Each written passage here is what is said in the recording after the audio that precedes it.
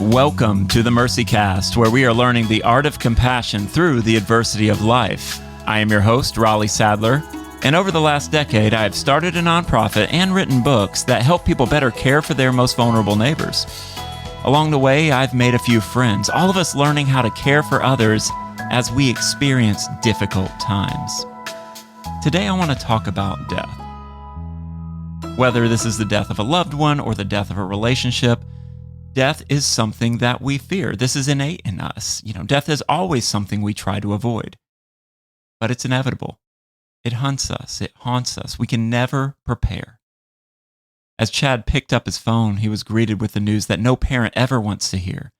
His son, Luke, a midshipman at the United States Naval Academy, had fallen and died while hiking in Chile. Today, I'm joined by Chad Bird, the author of Limping with God, Jacob and the Old Testament's Guide to Messy Discipleship. Chad, thank you for joining me. Thank you, Raleigh. It's a pleasure to be on the podcast. Appreciate the invitation. Been looking forward to our conversation. Yeah, me too. And as I think about what we're going to discuss today, my first question is, what has the loss of your son taught you about grief? Yeah, if there's one thing that just leaps immediately to my mind in thinking through grief, and this has been, so Luke died in July, mid-July. So, we're just a few months down the road from that. But the one thing, I guess more than anything else that I've been learning through this very long process of grief is simply how unpredictable it is. There'll be days when I do pretty well. I don't have any emotional breakdowns, and certainly I think of Luke. It's the first thought in my mind every single morning. And there's other days when I might be doing okay, and then the next thing I know, I find myself just on my knees and breaking down. And so it's some people call it being ambushed by grief, which I think is a fitting metaphor for describing what the process is like. You'll be okay, then you'll be bad, then you kind of go back and forth between these. One way I've described it is that so Luke is sometimes directly in front of me, and his death is directly in front of me, and sometimes it's just kind of my peripheral vision, but it never goes away. So the grief is always there. It's just a question of whether it's tapping you on the shoulder or whether it's a full frontal assault against you. So that's one of the things that I've discovered about grief is that you never know every day what it's going to bring. And there's plenty of other things as well, but that's the forefront of my mind when I think about this kind of new learning process of me readjusting to a life that is going to have grief in one form or another, really for the rest of my life. Chad, you mentioned being ambushed by grief, and I think that is such a visceral image. It's something that we don't choose. It just happens to us. What would you say to people who are experiencing that in their lives right now? Well, one of the things I would say is that it has to be faced head on. I mean, there's no escaping it. There is a temptation, I might say, to hide from that, to bottle it up, to, as it were, try and keep a stiff upper lip and be stoic through it, and kind of keep it all bottled up inside. But that, at least in my experience, is very unhealthy. You have to learn to face whatever it is, whether it's an okay day or whether it's a horrible day, as it is. Say, okay, this is where I'm at. Today I'm okay. That's good. Tomorrow I'm not. Can barely think, can barely function. So you have to kind of grapple with that reality. That's the first thing that I would say.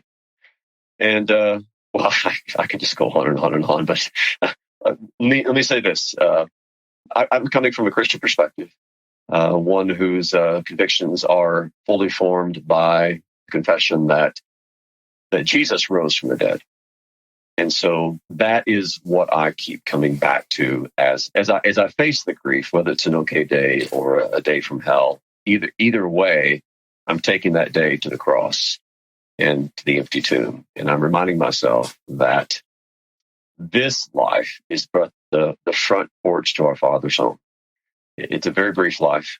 It's what the scriptures describe as something like a flower of the field. It's here one day and then it's gone the next. Or it's the grass, which here's one day and then withers the next. So the brevity of our earthly lives is something that we ourselves begin to realize more and more the older we get, but it's something that scripture constantly puts in front of us. But at the same time, the life that we live here, whether it was 21 years like Luke, or whether it was 81 years like my dad, who just also died a few weeks ago, either way, whether it's brief or whether it's long, in the big perspective of things, it is but the preparatory period for the life that will not end, which we will enter into after we leave this earthly life. So those are the top two things I would say. Be just whatever the grief is doing to you that day, accept it, live in it, know that it will not remain exactly that way. And then as you are dealing with it, to deal with it in light of the hope that we have in the empty tomb, that in Christ we have life and hope beyond this world. Losing your father and your son in such a short amount of time can shut anyone down. It can make anyone numb. It can make any of us just try to run. And you told us that one of the keys to grieving well is accepting it. You know, many of us want to be time travelers. We want to go back like Scott Bakula. And that's in Quantum Leap, if some of you don't understand the reference. But we want to go back like Scott Bakula and go fix something that happened in the past. But the problem is, none of us are time travelers. And the only way to heal or to start healing is to accept what happened. And acceptance doesn't mean you like it. Acceptance doesn't mean you're like, oh, this is great. It means we're choosing in that moment to say, a thing is a thing. This is what happened. It's owning what happened, even if you hate it with every fiber of your being. But you didn't just talk about acceptance, which is ultimately accepting reality. You also talked about taking this to the cross. As a Christian myself and someone who works with faith communities, I hear people say that. But when you say you take it to the cross, tell me more. Tell me more about what you mean. Well, it's understanding that our lives in this world, my life, the life of Luke, the life of my dad, all of our lives are not, as it were, islands in isolation from the God in whose image we were created. So my story is always woven into the story of God because he has made me his own in Jesus Christ.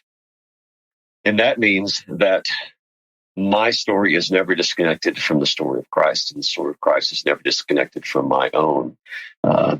In one of Paul's letters in the book to the churches of Galatia, he says that I've been crucified with Christ, so it is no longer I who live, but Christ who lives in me. And what that means is that my life is completely bound up within the life of Jesus. And so when I'm dealing with grief, I'm simultaneously dealing with a story that's bigger than my grief. And that story is the story of Christ who grieved. He grieved at the tomb of his friend Lazarus, the Christ who experienced suffering, experienced the anguish that this life throws at us, experienced, in fact, all the way into taking his last breath and his heart stopping and his lungs no longer breathing and him being just as dead as anyone else, buried like anyone else. But what sets him apart, what makes his story unique, and then what makes, because of that, my own story of grief unique, is that he didn't stay dead. He came forth alive again from the tomb. And it is that defeat of death, that victory that results in his resurrection, that part of Christ's story then envelops my own story, enveloped the story of Luke and my dad and every other believer in Christ, so that it colors our understanding of grief, so that it's no longer just darkness, but there's light.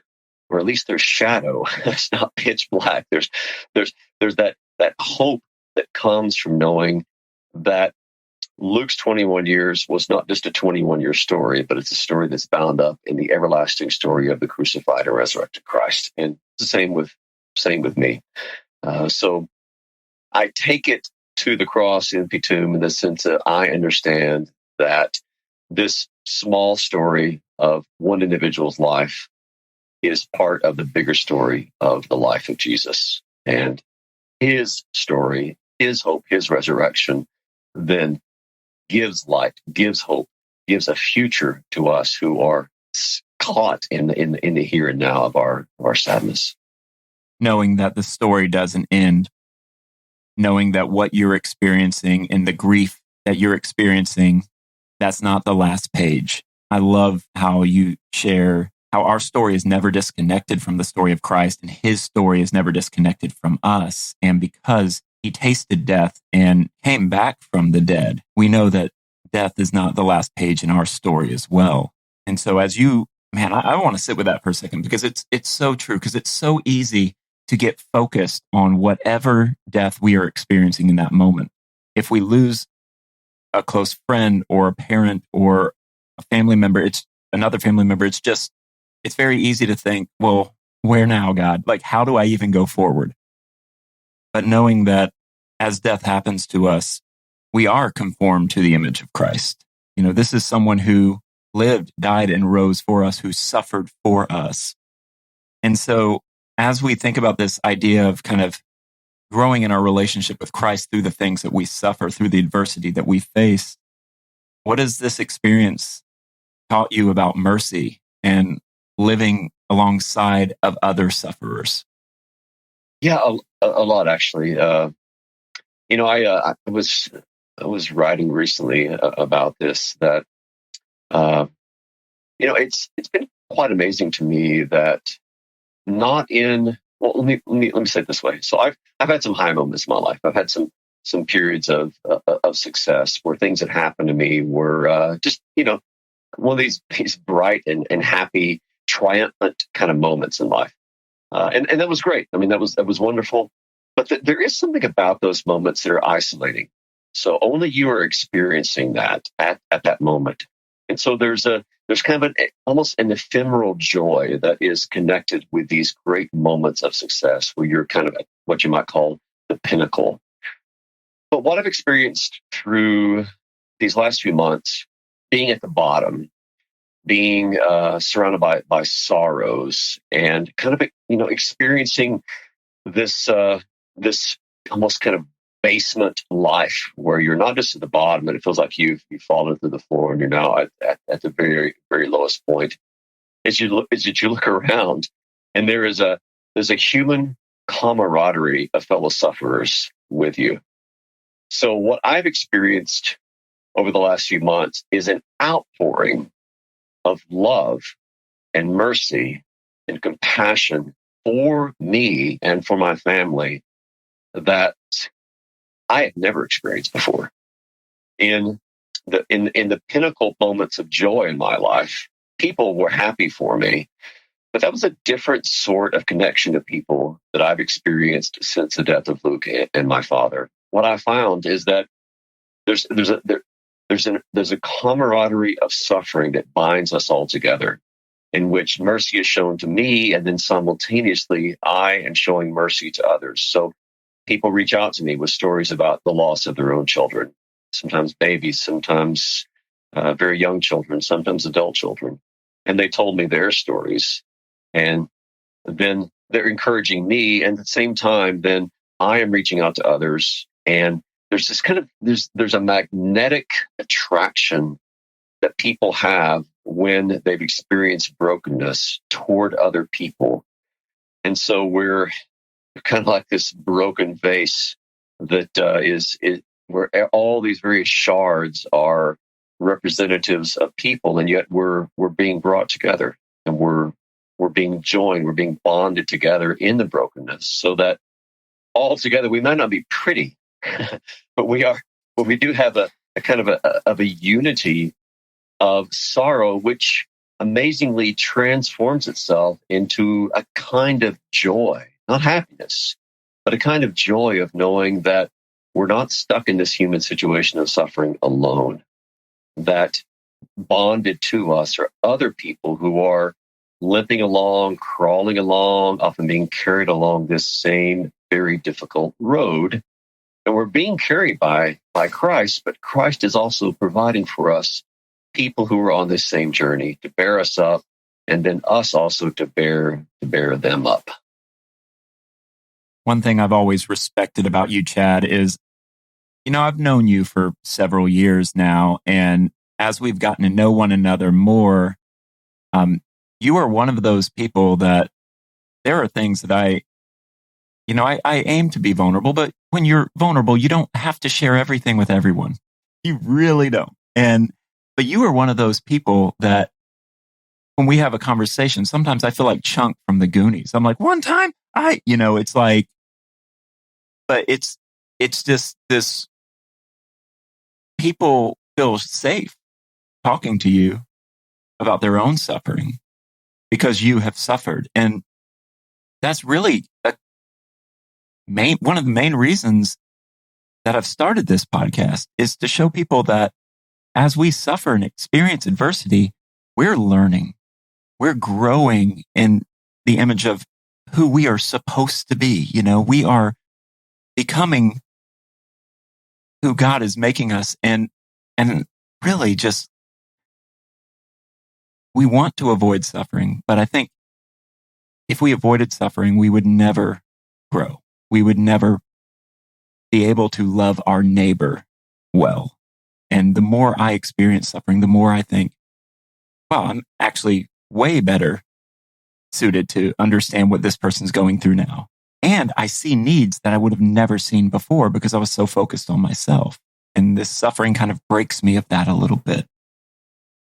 Yeah, you would think that suffering would often isolate people, and it certainly can. But I find more often, and I think that you have indicated that you see this too, that there is something about suffering which, yes, it can lead to kind of an inward focus. Most of the time, it turns our gaze more outward, so that we're able to see suffering in other people and want to help, and then they want to help us. So as much as we don't, nobody wants to suffer. Nobody prays for that, but it's the reality of life in this world.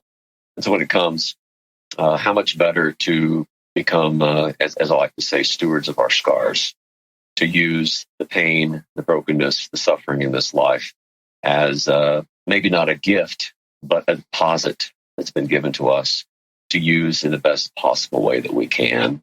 And for me, the best possible way we can use that is in growing awareness of how we can show mercy and love to others. Stewards of our scars. That's such a great picture, because that's it. As I think back on where we've come in this episode, we discussed being ambushed by grief and how grief is ever present, but we must accept it. We must own where we are, and we must take that to the cross. And we take it to the cross because our story is never disconnected from the story of Christ. Just as Christ suffered for us, we suffer, but we don't suffer alone. We suffer alongside of others. There's this idea of unity of sorrow. And in that time of suffering, it's the very thing that we think disqualifies us from happiness or joy actually qualifies us to look our neighbor in the eye and love them well, and to learn the art of compassion. Chad, you have written widely on suffering and vulnerability and the gospel and how that intersects both of those. But what are 3 things that can help each of us learn the art of compassion? Well, I think the first thing is simply growing in a deeper awareness of who we are. And that might sound easy, but I think most of it's rather difficult, because we're kind of addicted to self-delusion.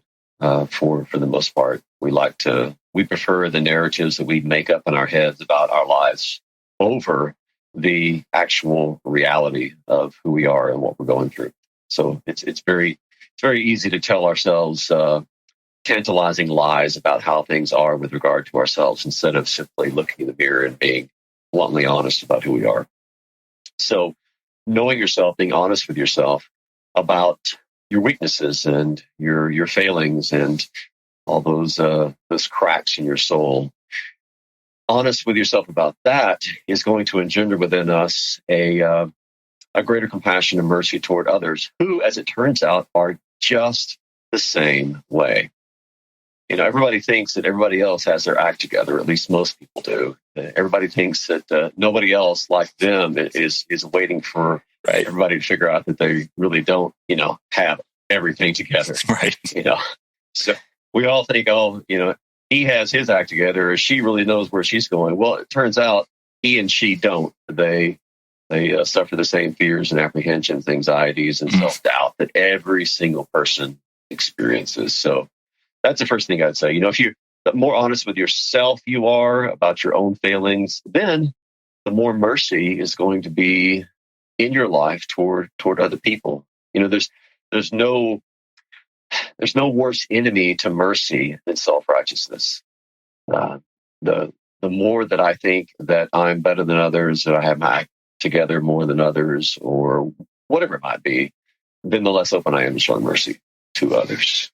And typically God helps us out along that way by breaking us in certain ways that we are open to other people. Yeah, that's one of those things when you say it, we don't want that to be true. We want a magic pill. We want a magic button. We want something just to get us through. But that kind of owning and accepting and being honest about your situation ultimately is a catalyst for connecting us to what truly can heal us, what truly will bring us to that next place that we're seeking.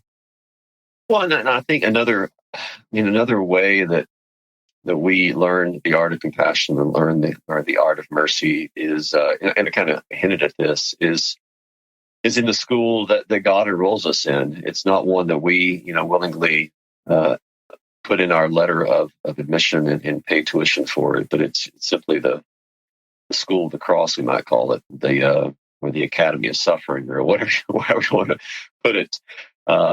God places us there in order that we might learn. And I don't mean that God necessarily sticks us in this terrible, horrible, dark, torturous place where life is just terrible all the time.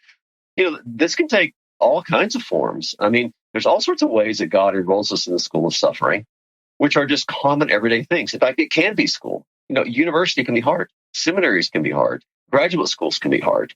Marriage can be hard. Marriage is the school of discipleship because we're going to suffer in marriage. Of course, hopefully, marriage is also going to be full of joy and happiness. But I mean, you're sticking two sinners together within the walls of a home and saying, I want you to share everything.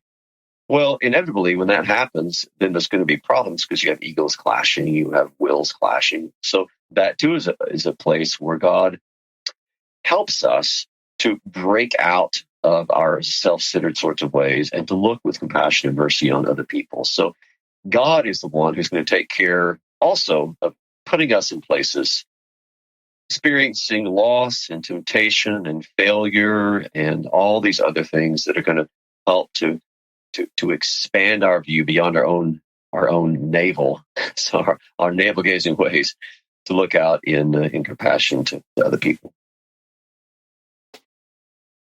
Right. Sometimes things that are outwardly good can be instruments of experiencing this death, whether it be school, marriage, like you said. We're experiencing that school of the cross. We're learning deeply in that moment a theology of the cross, that it's not supposed to be great all the time, but that there's something good that is there. We're connecting to grace in a way that we probably wouldn't if we were absolutely impervious to sorrow. Yeah. And well, Jesus didn't say, take up your wine and roses and follow me. Right. He said, take up your cross and follow me. And everybody knew what the cross was for. And it wasn't for, for happiness. It was for death. But that's the thing about God. With him, death is a blessed thing, because death with God always gives way to resurrection. It's the door through which we walk to enter into the better life that he has in store for us through Christ. That's why our lives are kind of a revolving Good Friday and Easter. He's putting us to death, and he's raising us new to find a new and a better life with Christ.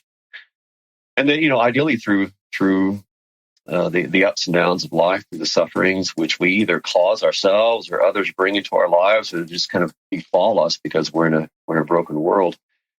The Spirit's at work. He is reorienting these disoriented loves within our hearts in order that we can, bit by bit, through the work of the Spirit, have that love of God on top. And here's the really cool thing about the way that the Spirit reorients our hearts to where we love God. The more that he does that in our love toward God, then it's not the less we're going to love our neighbor, but actually the more. So the more that we receive the love of God, the more that the Spirit works the love of God within our hearts, then the more that love is going to blossom within us, so that we actually have a greater capacity for mercy and grace toward other people. And all this goes back to a deeper recognition of what we ourselves have received. So our lives are lived in the shadow of the cross, which is the love of God painted before our eyes in glowing and lurid colors of a crucifixion death, where we see the heart of God on cosmic display. In the cross, we see the heart of God revealed, and thus we see also the kind of mercy that God is not only capable of giving, but willing to give. And then that kind of same grace and mercy, once it plants itself within us, flowers into mercy and grace that we are going to share with our fellow sinners who need our love, who need our forgiveness, need our mercy just as much as we need it from them. So as we close, you're telling us that maybe we shouldn't avoid suffering or try to run from it or disown what we're experiencing.